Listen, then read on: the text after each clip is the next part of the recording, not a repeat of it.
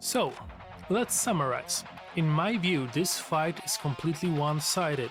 It's not a stomp, but only because Piccolo enjoys his victim's suffering.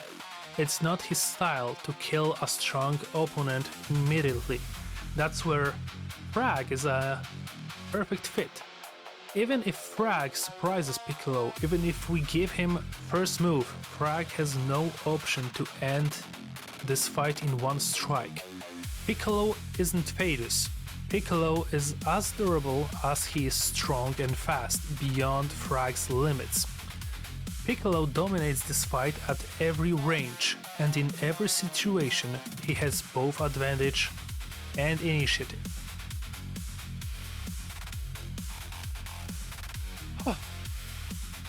And now the most important question. Let's assume any terrain because location doesn't matter here, but just in case, let's assume they fight on Pine Avenue, a little fishing lane in Saskatchewan, right? In my opinion, the opening is easy to predict. Thragg moves first, and it's hard to imagine otherwise. Thragg isn't a character who circles, scouts, checks range, and plays 4-move ahead chess. Thragg wants his game immediately. He wants to close distance, impose physical pressure, and make the fight dirty, brutal, and direct as fast as possible. Piccolo has an answer to literally anything that Thragg can throw at him. If Thragg opens aggressively, Piccolo can just start punishing from range. He doesn't have to go all in right away, he doesn't have to prove he's stronger right away. It's enough to force Thragg forward under key pressure, and that's already unfavorable for a Viltrumite because every meter Thragg has to cover under fire works in Piccolo's favor. But let's assume Thragg does what he does best, ignores damage, pushes through, and eventually reaches Piccolo. Still, as both stats and scaling suggest, getting into close range alone changes nothing. Piccolo is not Omni-Man, not invincible, not someone who automatically loses physically once Thragg gets in.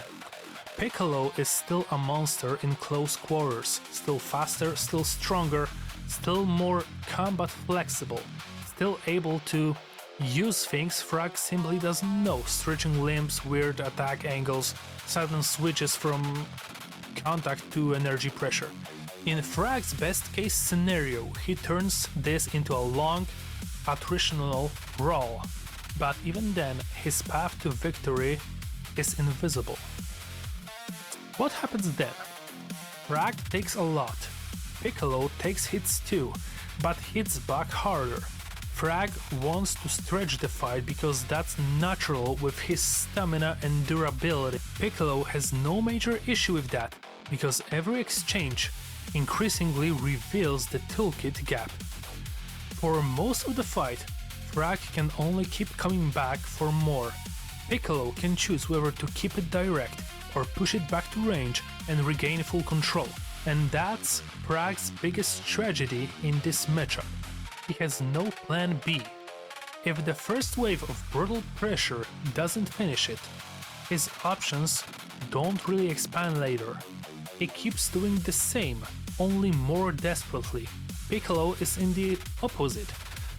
The longer it goes, the more hooks he gets, the better he reads rhythm, the easier he can choose how to run the fight. Can Thragg look dangerous in this fight? Yes, very dangerous even. He can enter hard, he can land shots, he can surprise Piccolo with aggression.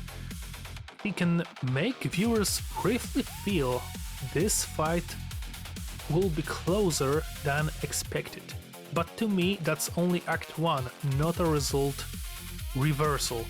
Because very quickly, every road leads to the same place. If Thragg pressures, Piccolo punishes it with ki. If Thragg reaches close range, Piccolo absorbs contact without losing control and returns heavier shots. If Thragg tries to reset and breathe, he gives up all space to an opponent who feels even better at range. And that's how we reach the endgame.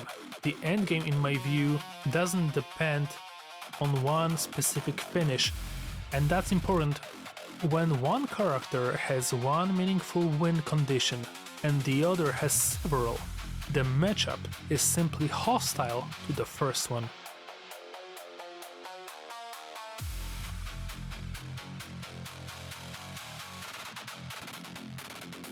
Let's look at the fight simulation itself. In those wonderful animations that took me 80 hours to prepare, we see, in a simplified form, how the hypothetical scenario could play out. Piccolo can close the fight with a key barrage. He can close it by breaking Thragg in direct exchanges. That's exactly why I would call it one-sided, but not a stomp in the simplest sense. A stomp implies immediate execution, and I don't see that here. Not because Thragg is that close to Piccolo's level, but because psychologically, Piccolo isn't the type who instantly deletes every opponent by the fastest available method. If he has someone exceptionally tough in front of him, it's very likely he'll want to enjoy that advantage for a while. And that's exactly what saves Thragg from total humiliation in the first 2 seconds. Not stats, not style, not experience, only Piccolo's personality. And finally, the grand finale, final verdict. My verdict is simple: Piccolo 10 out of 10. You can give Thragg an element of surprise, even on few early clean shots. The guy has absurd durability and stamina anyone could envy, but he has no real win conditions, no tools to take permanent control of the fight's flow, no answer to keep pressure, no meaningful ranged arguments, and his offense ceiling is lower than Piccolo's. Piccolo, meanwhile, has everything needed to run this fight his way from the start to finish.